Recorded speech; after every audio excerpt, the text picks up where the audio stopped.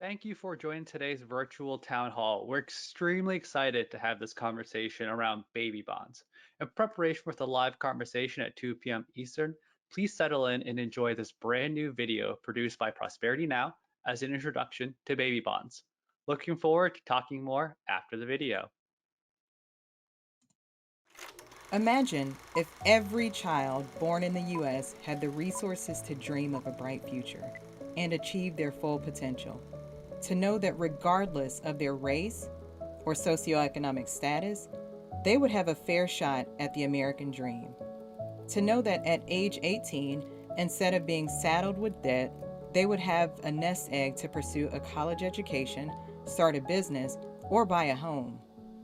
That's not the world we live in today, but it could be.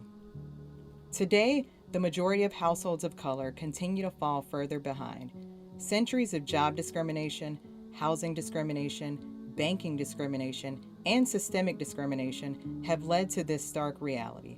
A racial wealth divide that has extended across generations, grows by the day, and will continue to keep families and children of color behind. But here's the good news: there's a simple and proven solution to this seemingly intractable problem. It's baby bonds. Championed by Prosperity Now and pioneered by economists Derek Hamilton and Sandy Darity, baby bonds are increasingly recognized as a beacon of hope for opportunity for all. United States Senator Cory Booker and Representative Ayanna Pressley have introduced baby bonds legislation officially called the American Opportunity Accounts Act that would create a federally funded account for every American child. At birth, every child would receive an investment of $1,000 into their account. Until age 18, they would receive annual deposits of up to $2,000 depending on family income. By 18, young adults from the lowest income households would have up to $34,000 invested in their accounts. And with estimated return on investments, the balance could total more than $45,000. $45,000 they could use towards higher education, home ownership, or starting a business, creating a strong foundation for a lifetime of building wealth. The bottom line, in just one generation, baby bonds would significantly bridge the racial wealth gap and make economic opportunity a birthright for every American child. Now that's a world we can all dream about.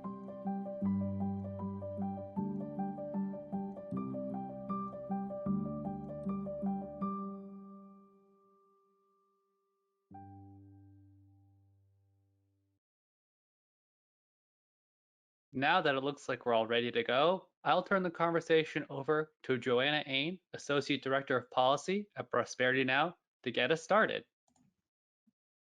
Terrific. Hi, everyone, and welcome. Thank you for joining us today for our town hall on baby bonds, building brighter futures and bridging the racial wealth divide. I'm Joanna Ain, Associate Director of Policy at Prosperity Now. We are so excited to dive in and share more about this important work. But before we begin, we're going to go over a little bit of housekeeping. First of all, this webinar is going to be recorded and it's going to be made available to you, our registrants. We ask that you all are muted just to ensure sound quality. To ask a question or share your thoughts, please feel free to type into the text box of your GoToWebinar control panel. Throughout the event, we're also going to be adding important links to reports and materials we reference, so please make sure to look out for those.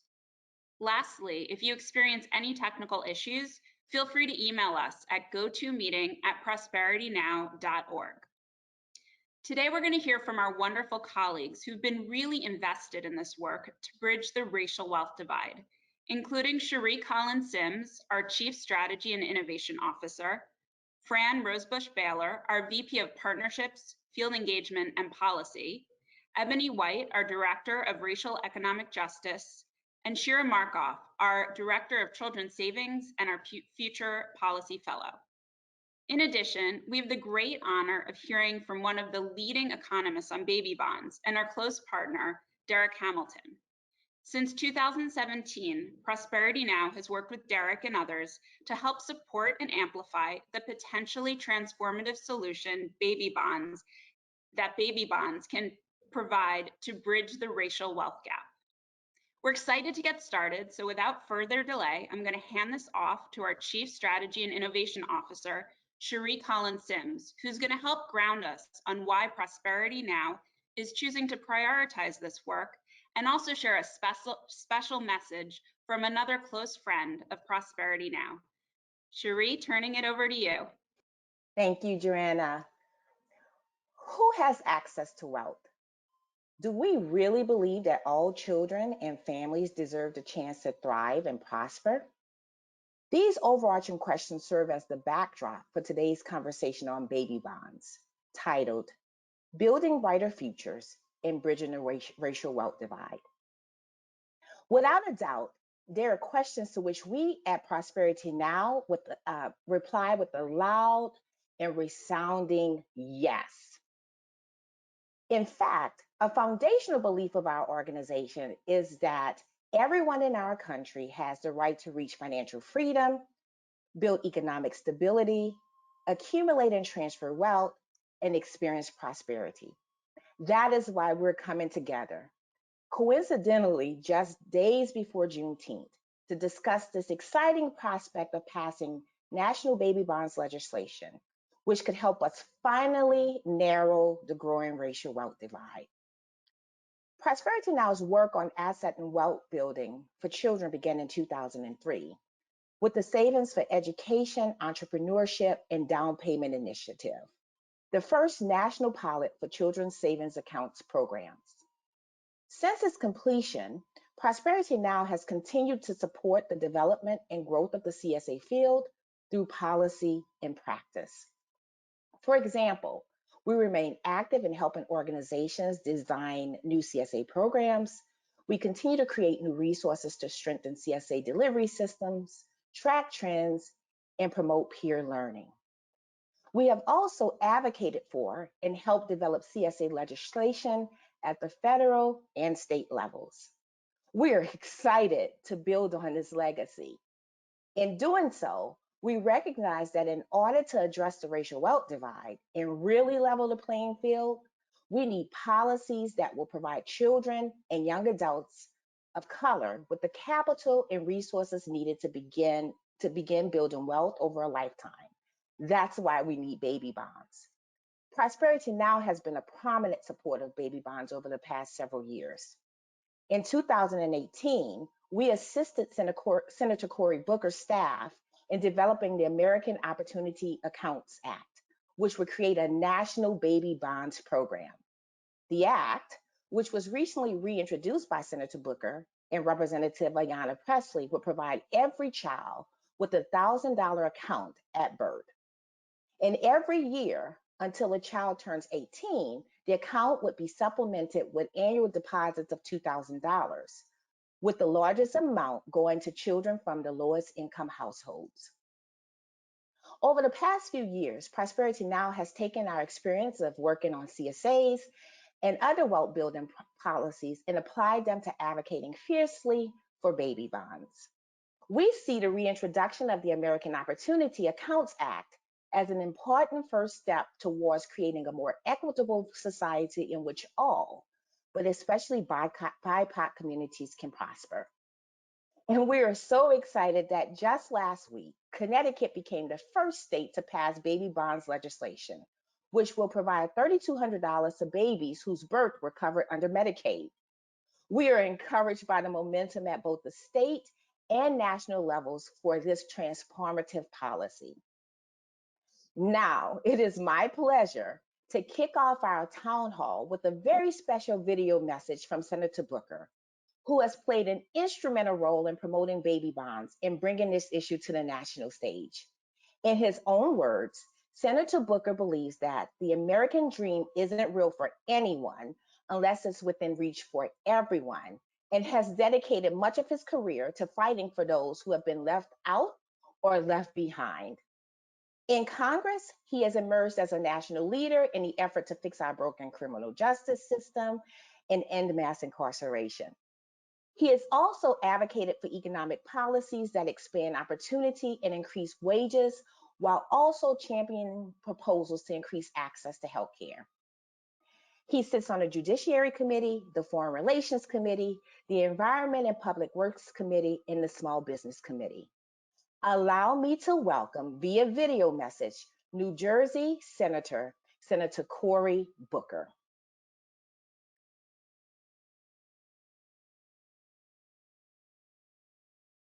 Hello, Prosperity Now family. Your organization, the members, the people who understand that the ideals of this nation, liberty and justice for all, the ideals of this nation, life, liberty, and the pursuit of happiness for everyone, the people who understand that the dream of America is not real for anyone unless it's in reach for everyone. All of you right now, I want to say thank you. You are with me and I am with you in the purpose of our country. And we know that amidst this horrible death and challenge of illness, we also see the economic fragility of our nation growing worse, and even the disparities in income in our nation, the trends that have been going on now for decades growing worse, with people getting larger and larger accumulations of wealth, a small percentage of us, but the total, the whole of our country, so many of the majority are seeing themselves working harder, but falling further and further behind. Your purpose, your urgency, the fact that you are calling for prosperity now really inspires me, engages me, and I'm honored to work with you in this purpose. I'm doing a lot when it comes to creating legislation that is bold and big and ideas that will begin to solve for this problem. Things like my baby bonds legislation, which is about making sure that every child in America has a birthright, has an account that will grow over time based upon their family's income. This proposal alone, according to Columbia University, has shown that actually we have the ability with a proposal like this to close the racial wealth gap in our country and give every child a foundation of wealth. But this bold idea and others are going to necessitate us continuing to work for change, to awaken the moral imagination of this country, to inspire people to deal with the poverty of empathy so that we begin to understand that we're all in this together. We need each other, and that the struggles of many affect the well-being of all.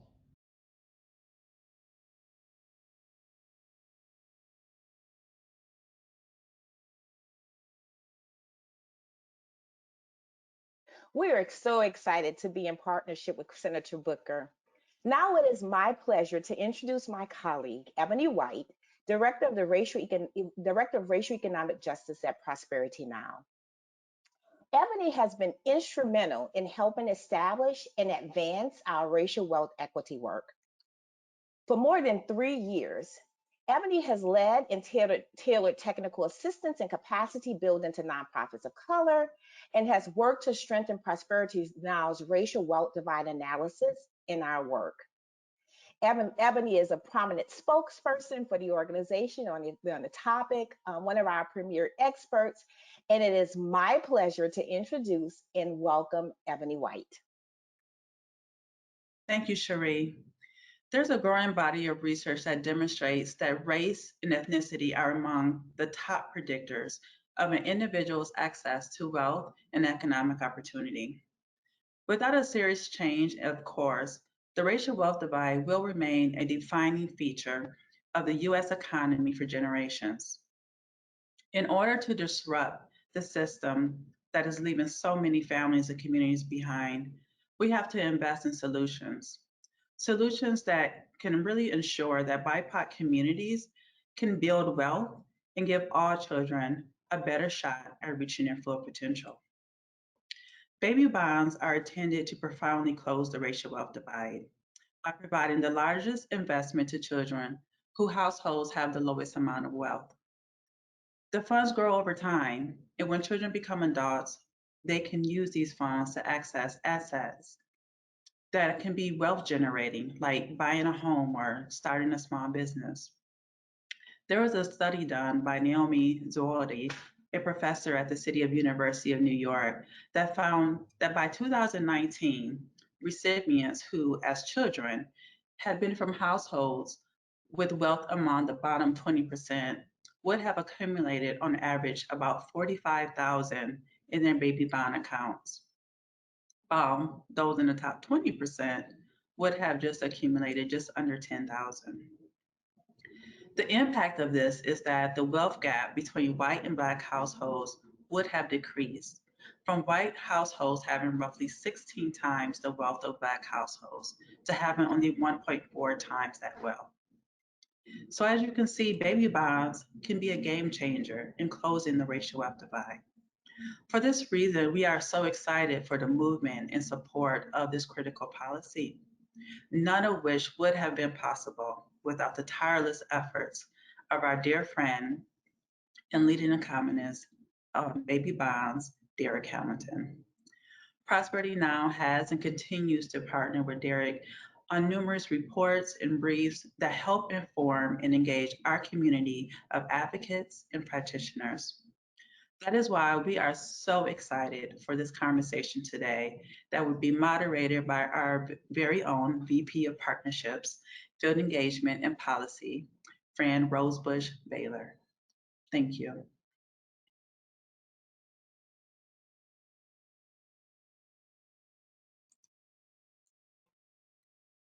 Hello.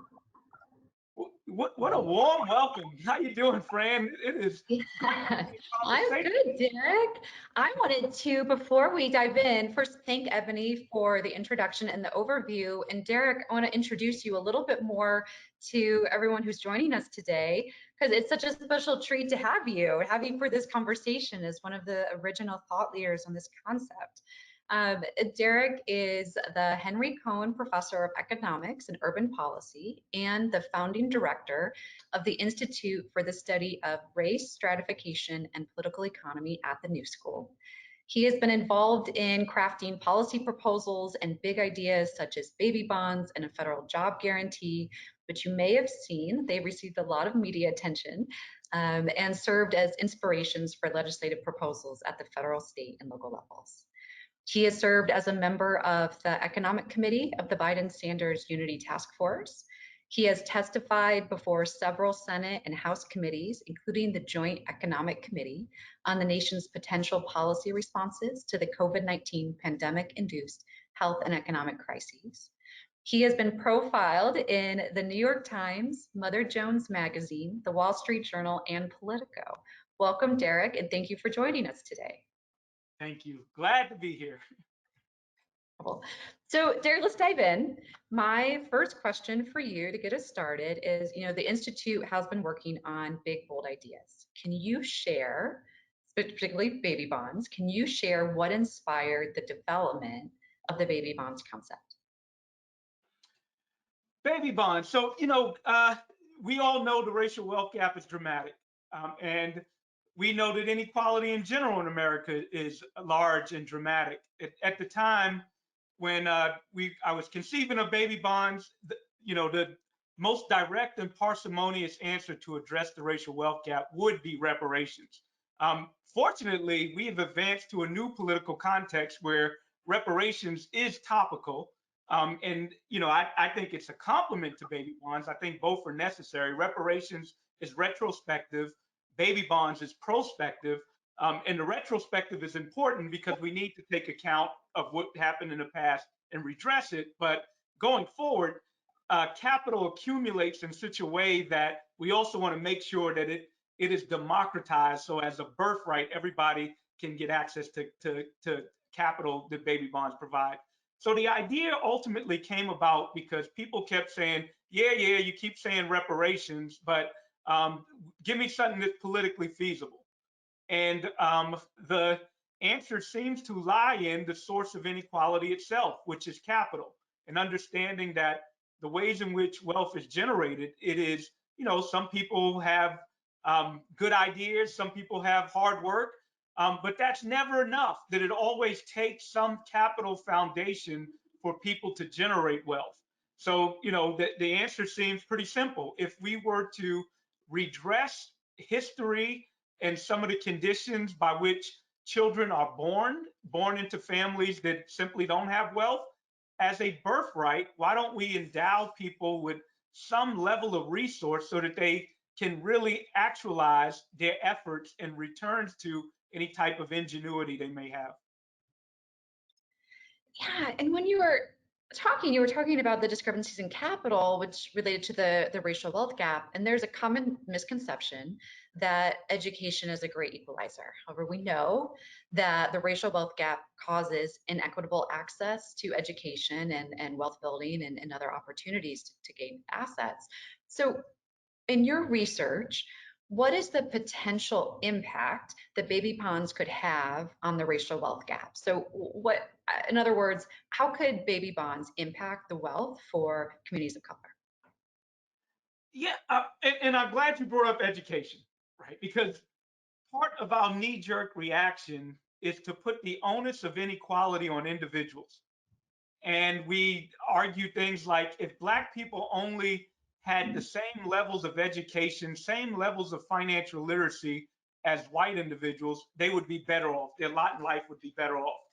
The causality might be wrong. We always think about education as the input into some outcome, but education itself is a product of something like wealth. It is those that are born into more wealthy families that can afford them elite educations, that can afford them a debt-free college education.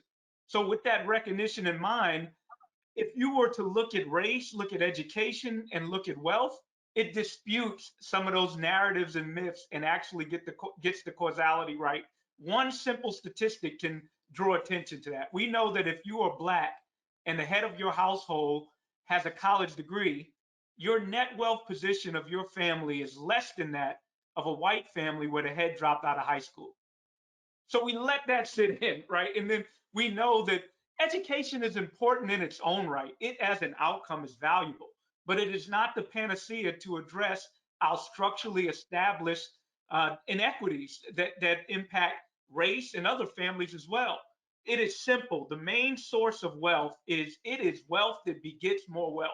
Most Americans accumulate wealth by having the benefit of an asset like a home as opposed to being a renter, like a debt-free college education that puts them into some mechanism of savings like a 401k with a matched employer contribution, or some capital to realize their innovative ideas so that they can be an entrepreneur, as opposed to a worker who generates that idea to be utilized by whatever workplace they're in. So the key ingredient for those three things I defined was wealth itself. So this would really actualize and allow people to reap the rewards or even have a chance or the economic security of, let me say one more thing about that. Sometimes even being born wealthy and rich, you need not do anything and you're still going to end up with a really good position. We always talk about people on the low end of the spectrum and we talk about effort and ingenuity. But when we put a lens on those at the top end of the spectrum, simply having that economic security of wealth to begin with, if you put that money in some account, you don't even have to do anything. You can live off the security of that money. So that is kind of what we want to do. We want to give everybody a chance for the economic security that capital provides. I love that. Give everyone the economic security the capital provides.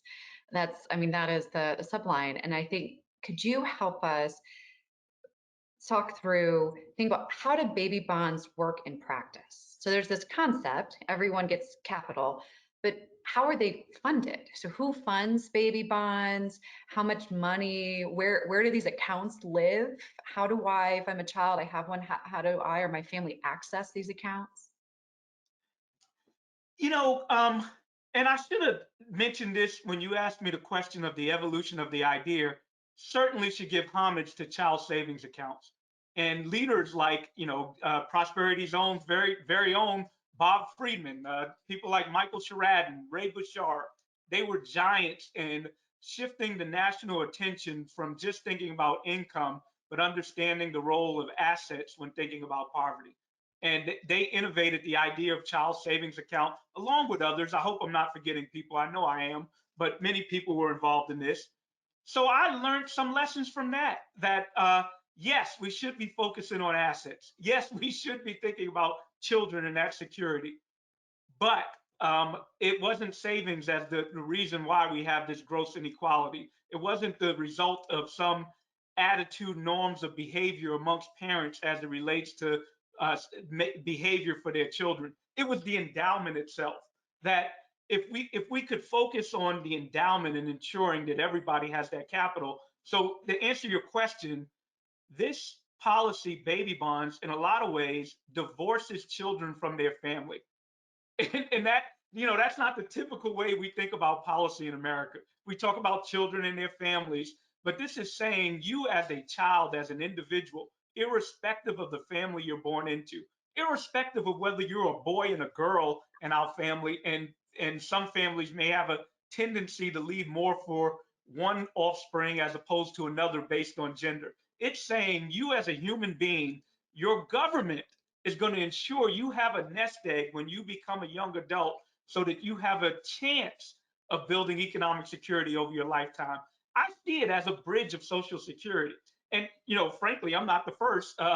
Uh, Thomas Paine, or if we go back as far as 1797, talked about baby bonds, and, it talked about baby bonds in the context of social security. So I know I might be convoluted and getting all over the place, but here's the point. The point is the government will act to provide this account and ensure that regardless of any decision on the part of your parents, any economic circumstance on the part of your parents, as a birthright, when you become a young adult, you have some endowment to start your life, some ability to start your adulthood. And then when you age into the twilight of your life, there's Social Security, a very similar analogous program that is probably our best program as it relates to public policy and providing Americans with economic security. Mhm. Yeah, and I've talked about, thank you for that and for breaking it down. And the government already spends billions of dollars, we know, on asset and wealth building through the tax codes. So this would be a reprioritization to really focus on equity and investments. And the tax code, these terms can seem really, really big. And so I'm wondering if we could talk about, well, what does this actually mean? What could this actually mean, baby bonds mean for a child? I heard you say before, Derek, in a conversation, you said a line that the difference between a homeowner and a renter is a down payment. And when you said that, it was just so illustrative to me of what this baby bonds could mean for a person. And I was curious if you could talk about a story or an example of what baby bonds actually could mean for a child. Um, you know, Another way this idea incubated, Ngina Chiteji and I, who's a economics professor at NYU, we both had the privilege of growing up in elite school environments. But I would say our family circumstances were meager at best compared to the environments that we grew up with and were afforded educationally.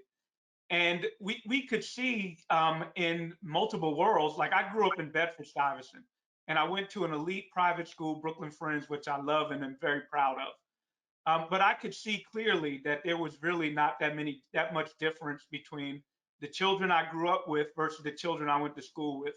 And I could really see the power of endowment and resources and wealth. And I knew early on, and especially in college, that um, a lot of the manifest inequality is rooted in just that. So those are clear examples to me to show the power of, if we truly want to live up to the creed that was described by Senator Booker, of a responsibility, a fiduciary responsibility of our government to make this happen. And the pay for question, I got confused, Fran. I didn't duck the question, but you alluded to the answer. And Prosperity Now has done this work with our tax code and their reports on upside down tax code, where America is already engaged in subsidizing assets through our tax code.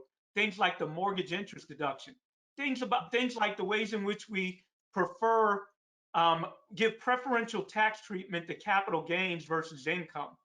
I believe iterations of your report have illustrated that we support through the tax code asset promotions to the tune of well over $600 billion. And the problem isn't the number, it's to whom it's distributed. The fact that if you are in the top 5% receive over 80% of this benefit, the bottom 50% of earners receive about 5% of this benefit. The cost of baby bonds would be far less than $100 billion. And we could easily finance that with tax reform by redistributing what we already collect in tax revenue in a more equitable way, in a more just way, in a way that doesn't simply codify and build on existing wealth, but promote new wealth. These are ways in which we could finance this. And, you know, we need not even have to look to taxes. America is a sovereign monetary entity with enough might to ensure its fiduciary responsibility that all Americans have access to the capacity to build wealth.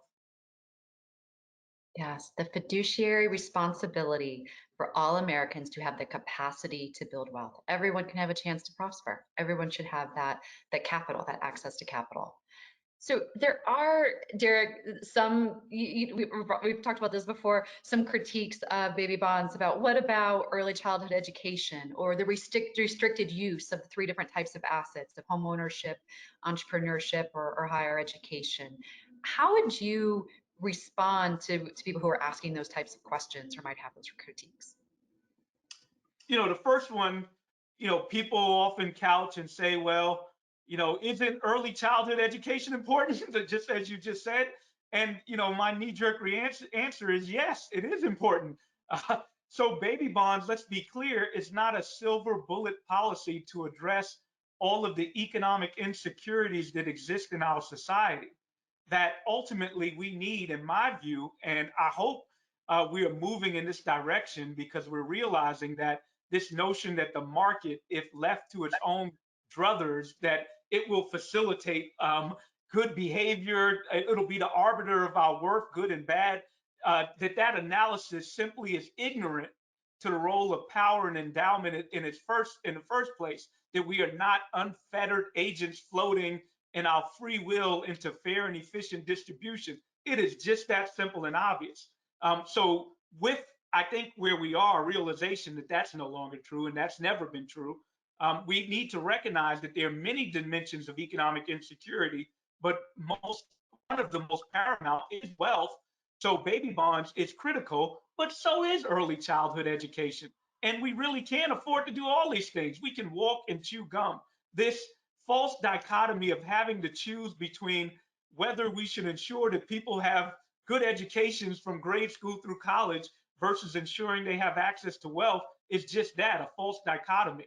These are political choices, and we can make political choices to ensure that Americans have adequacy and the resources to thrive. Yes, thank you for that. And I think, to be honest, is the reminder that they say it's restricted, but it's beyond higher education. That the individual, the child, as they grow up, they can use to choose for different wealth building opportunities. There's, home ownership. There could be small business. So really thinking about the unique perspectives and interest of the individual and what the type of wealth building opportunity they would want to invest the money in. So Fran, you were asking great questions, and my feeble mind isn't able to keep all the dimensions of your questions. But you're right. So another critique of baby bonds is why not just offer people the cash and let them spend it as they so desire? I'm all for guaranteed income. In fact, our institute has a really good paper and policy around guaranteed income. But we need to recognize that income and wealth are not the same dimension of economic security. The role of income, it serves the purpose of dealing with immediate needs, interests, subsistence, that type of empowerment. Wealth allows for big ticket items. It allows for planning. It allows for economic security for a rainy day, like a pandemic. The ability to have agency in your life if you have a pre-existing condition and are told that you need to risk your life by going to work in a pandemic to be an essential worker. Well, if you had wealth, you could make a different choice. So wealth and income aren't the same.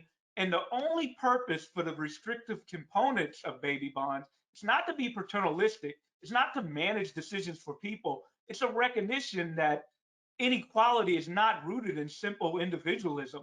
If you give a poor person who grew up in an environment with other poor people and other relatives that are poor a nest egg when they're 20, 21, or 18, then altruism itself might lead them to support an aunt who might be evicted, to support an elderly relative or grandmother who is faced with a health condition and might not have enough adequate health insurance. These are all good causes, but it's not going to address wealth. It's not going to get at what the purpose of this policy is designed for. That's why you have the restricted component, so that it's razor sharp and focused on capital, so that we can actually realize and achieve that dimension of economic insecurity. Thank you for that, Derek, and for calling out the difference between income and wealth and the different roles that they play, and why the design of the program may be for reasons that maybe may not be obvious to someone initially reading the proposal. So Cherie mentioned this earlier, that there's recently been some success. So Connecticut passed their program recently, $3,200 invested for babies who are enrolled in Medicaid, which is a great first step. And then this morning, you'd mentioned Mayor de Blasio announced some type of baby bonds program. And, I'm curious your thoughts about these types of state and local baby bonds programs that are coming to be or getting more traction, legislation. What are the limitations to them, or some concerns you might have, and what are the opportunities? So first, let's applaud places like Connecticut for being bold in initiatives and using their precious treasury to support a program like this. So that's transformative. That is indicative of a state that we have not been in, and we should be proud. Prosperity Now, myself, Senator Booker, Representative Presley, and this momentum, as well as many others, that we've gotten to this point. But at the end, the prize is the federal government, because the federal government has the capacity in ways that states don't. I use the word sovereign monetary entity. States aren't. States are constrained to balance their budgets and smaller budgets in ways that the federal government is not. The federal government, through the tax code itself, has a great deal of economic might, and we've already talked about it with that greater than nearly $600 billion that's already being spent on asset promotion. So, but the role of places like Connecticut is to demonstrate and also not wait, to take the initiative and go forth. Now, we need to be careful. We need to also be careful about a co-optation of baby bonds and this momentum. We need to recognize that child savings accounts are not the same as baby bonds. Again, I give a lot of credit and acknowledgement to child savings accounts, but baby bonds, in my view, is the evolution of where we need to be from child savings account. And what are some of the key distinctions? Endowment, not focused on savings. The problem isn't that poor people choose not to save. The problem is that poor people don't have the resources or enough resources to save. But can they? Of course they can. But when and if they do, we also need to ask, what are they foregoing? We talked about the difference between income and wealth, and putting a poor person in the tragic decision making of having to save when their basic needs aren't always being met is not ideal. And also, even if they do save, will it be enough to accumulate enough capital for their child to get into one of those big ticket items like a home, like a debt-free education, or like some capital to start a business? The answer is no. This is why the focus has to be endowment. And this is so, the size is going to be relevant. What is the size of the account, and whether the accounts are progressive or not? It is not a one size fit all where we endow every child with the same endowment. We know that different children are born into different circumstances. So the program has to be progressive in how it's funded. And then I'm going to end this comment by really saying we should definitely be careful and hold account legislators and politicians who are not clear when they talk about baby bonds, because the momentum and the movement is too big to be co-opted. We need to be strong and fierce that that endowment is vital, and that the size of the accounts need to approach or get to the point where the adult child will have enough resources to get into the economic security of an asset that will appreciate over their life. Yes. Thank you for the reminder of the importance that you were just calling out there, Derek, about the integrity of the program. because the design is so important if it's going to impact the racial wealth gap. And if the integrity of the program is not kept, that impact will not happen. I'm curious, we talked before, baby bonds are an important tool. They're an idea, the potential. They're an important potential tool that we are working on, we want to advance. There are also other things that can help address the racial wealth gaps. The baby bonds is one important thing. In your perspective, some of the work that you're working on Institute, what other federal policies or ideas do you think are important to complement a program like baby bonds? Yeah, I mean, certainly reparations. I mean, certainly, we don't have to wait on reparations to do baby bonds, but when America gets to the point and where we can redress our original sin and our continual sin that that promotes a political economy that devalues Black lives, where we have historically implemented policies on wealth building in a way that by design and implementation intentionally excluded Black people. And we can go through the litany, Homestead Act, the GI Bill, there are many that we can go through.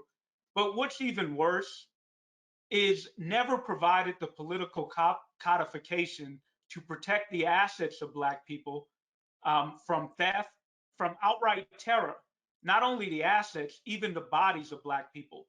We just passed the 100th anniversary of the Tulsa Massacre, where we had a community that had built up self-sufficiency to a large extent, that had built up wealth, and it was literally massacred through bombings, through terror, through rampage, and there was no political apparatus to protect them. And that has a psychological legacy for Black people as well as a material legacy, that we can't necessarily count on the state to protect us in the same way that they might protect a full citizen, right? So reparations is a necessary ingredient for us to redress that history and to ensure that that history doesn't happen again. And reparations will entail a full-throated acknowledgement of all these things that took place, all these atrocities, as well as some redress. And this isn't just for Black people. This is not only just for our moral conscience as a nation. This is to change narratives in a way that is more grounded in integrity than the ways we describe them today, in the ways in which we root poverty and inequality as some deficit behavior on Black people and even white people. We have racialized poverty. We racialize poverty in a way that we describe white people that are poor in wretched terms that have often been reserved for Black people. So reparations will help us really achieve that. And this is not pie in the sky, this moral compass of a better nation, of one that truly lives up to the creed that we claim to have as the creed. But as I said before, Fran, and I'm sorry I'm long-winded with my answers, but it's not enough either. The reparations is not the silver bullet. The reparations will provide that retrospective redress, but capital does what capital does best. It consolidates, it accumulates, and it excludes, it stratifies. So if left to its own druthers, not only will capital do those things, capital then gets converted into political currency, that those with enough resources have the ability to purchase our political apparatus and generate new policies to further entrench that capital. So as a result, we're going to need something structural that in perpetuity ensures that there's some democratization of capital, that there is some mechanism to ensure that everybody in perpetuity will have access to at least some capital. Yes, thank you for that. It's powerful. And for just breaking down the importance of capital, just having it. I mean, baby bonds is birthright, reparations is retroactive, but just thinking about, you're talking about the markets and how they work and how that is so important for the design of any solutions that we're working on, thinking about the racial wealth gap and thinking about the ability for everyone in our country, our economy, to have the ability to prosper. We are wrapping up this part of the discussion, but I have one more thing to ask you. For everyone who is tuning in, Derek, and listening to this conversation, that is thinking to themselves, wow, this baby bonds idea is really something I would want to get behind or support. What are thoughts or things that you would leave them with on what people should know or do when it comes to baby bonds moving forward? I just gave a narrative about that special interest that comes about from capital accumulation and the ways in which they're able to capture our political apparatus. Well, you know what? You know what our biggest rebuttal is? Our collective action, our ability to build social movements, to act together to promote a more moral economy. At the end of the day, it is our government, it is our monetary system, and it is our economy. So my lesson and my thought is political action, to organize, to get together, and to promote and demand it upon our legislators to implement this type of reform. Got it. Thank you for that. And I think, speaking of that, I think Anna Maria in the chat to the whole audience has been putting links to our advocacy center if people want to speak out and talk with a policymaker about baby bonds, talk about their community. We have an online advocacy center where people can easily go and take that action today to do this. So thank you so much, Derek, for joining us. Thank you for this discussion. I enjoy every time that I listen to you or we speak. Really appreciate the time. And Shira Markov, our Director of Children's Savings and Policy Fellow, who has been leading Prosperity Now's work in children's savings accounts for years, is now going to moderate our Q&A session. So Shira, I'm going to turn it over to you. Thank you, Hope. Great. Thank you, Fran, and thank you, Derek. That was a great conversation. And even though I've been working on this for a while, I learned a few new things in that conversation. So I appreciate it. So I just want to remind everyone, if you do have any questions, that you should submit them in the Q&A box. Actually, Derek, don't go anywhere because we have questions for you. The one question we have a number of people from the philanthropy community on this call. And so one question is very specifically, what can philanthropy do to promote baby bonds? Similar to states, demonstrate. Do fund some demonstrations. And I know it's hard thinking about funding babies and waiting for a gestation period of 20, 25, 30 plus years to see the fruits of your labor. And I'm going to be honest about this and say the only reason why I framed it as baby bonds, is to avoid some of the political narratives around deserving and undeserving.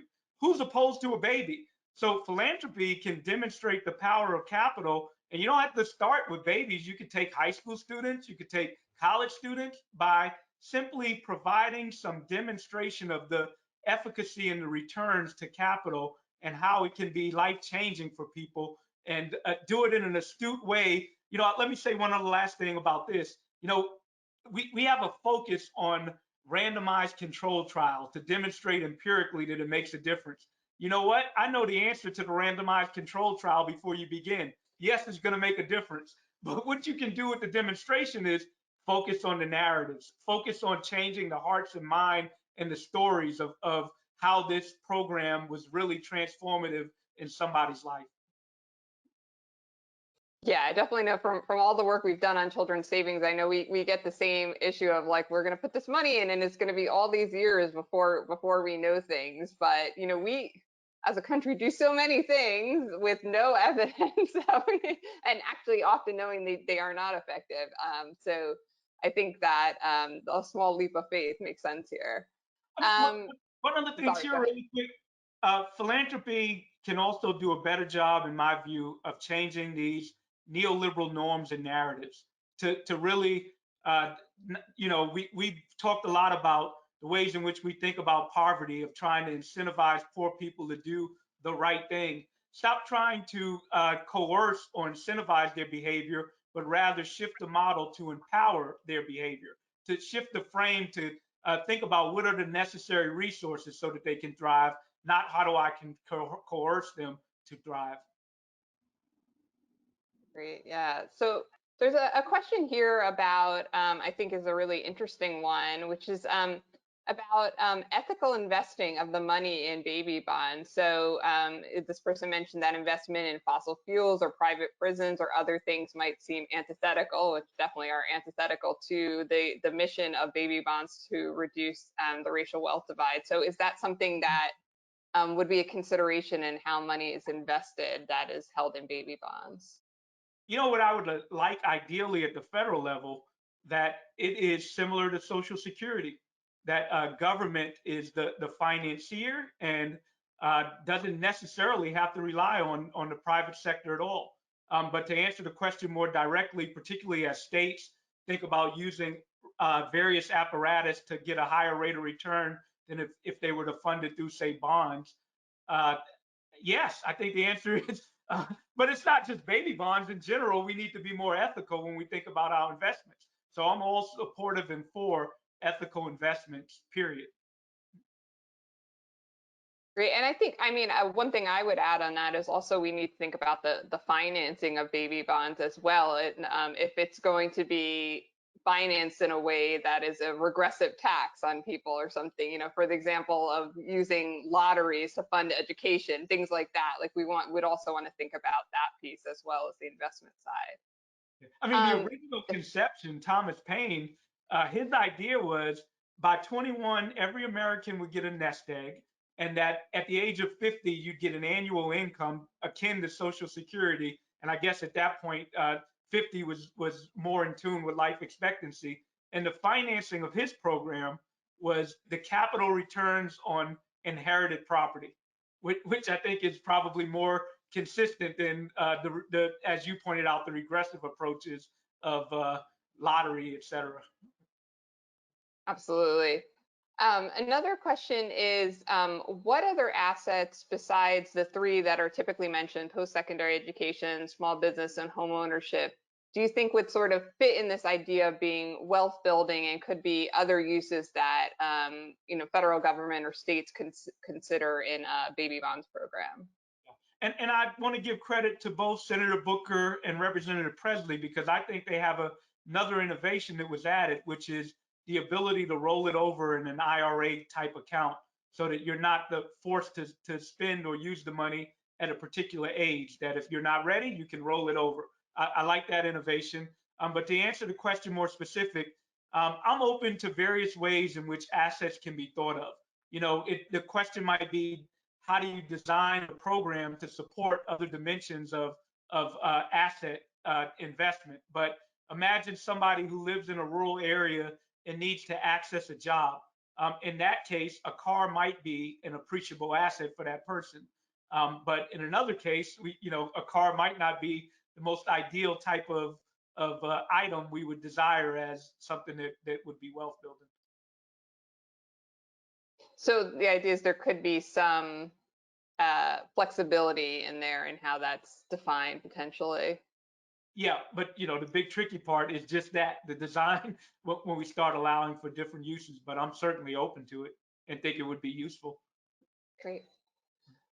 So we actually have a question, a comment, and a question here from Bob Friedman from Prosperity Now's founder and one of the statesmen of the CSA work, who just, first of all, just wanted to thank you for leading us forward on this work. And he mentioned that you commented on the focus on babies to avoid some of the commentary on undeserving people. But he was wondering if you have a proposal of some idea akin to baby bonds that could be for adults who also, need to have capital and have successful futures as well. Yeah.